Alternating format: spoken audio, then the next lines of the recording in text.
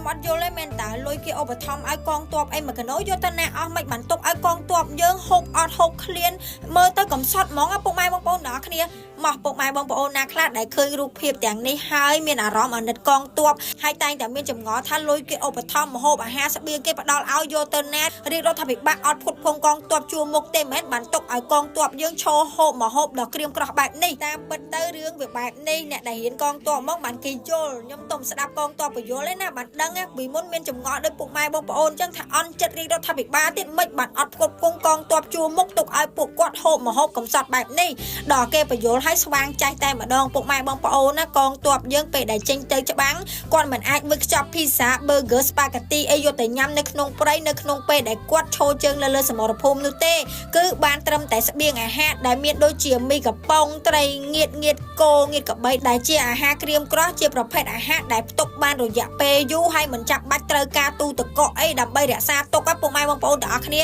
នេះគឺជាវិន័យរបស់ទាហានហើយបញ្យល់ប៉ុណ្ណឹងពុកម៉ែបងប្អូនអាចយល់ហើយអ្នកធ្លាប់ដើរព្រៃដឹងហើយយើងមិនអាចទៅដាក់សាច់ជ្រូកប្រឡាក់ទាំងដល់ទៅបានណាយើងក៏ត្រូវការរបស់ភាពខត់ដែរបើសិនជាយើងទៅព្រៃយូរអញ្ចឹងហើយកងទ័ពយើងគឺអញ្ចឹងនឹងឯងបើសិនជាឃើញរូបភាពគាត់ហូបបាយជាមួយពងទាជៀនពងអីនេះពុកម៉ែបងប្អូននេះហើយគឺជាកងទ័ពអញ្ចឹងហើយបានរាជរដ្ឋាភិបាលកម្ពុជាយើងមិនចង់ឲ្យមានសង្គ្រាមទេតែពេលមានសង្គ្រាមកងទ័ពយើងត្រូវលះបង់នៅកម្លាំងកាយចិត្តញ៉ាំអត់ញ៉ាំឃ្លានពិបាកវេទនានៅក្នុងព្រៃអញ្ចឹងអត់មានបានមហូបដិតដល់ដូចយើងនៅផ្ទះមានសាឡូកកូសាឡូការីមហូបគ្រប់សពបែបយ៉ាងនោះទេអញ្ចឹងហើយបានរាជរដ្ឋាភិបាលចង់ឲ្យតែប្រទេសមានសន្តិភាពដើម្បីឲ្យពួកយើងបានរស់ស្រួលទាំងអស់គ្នា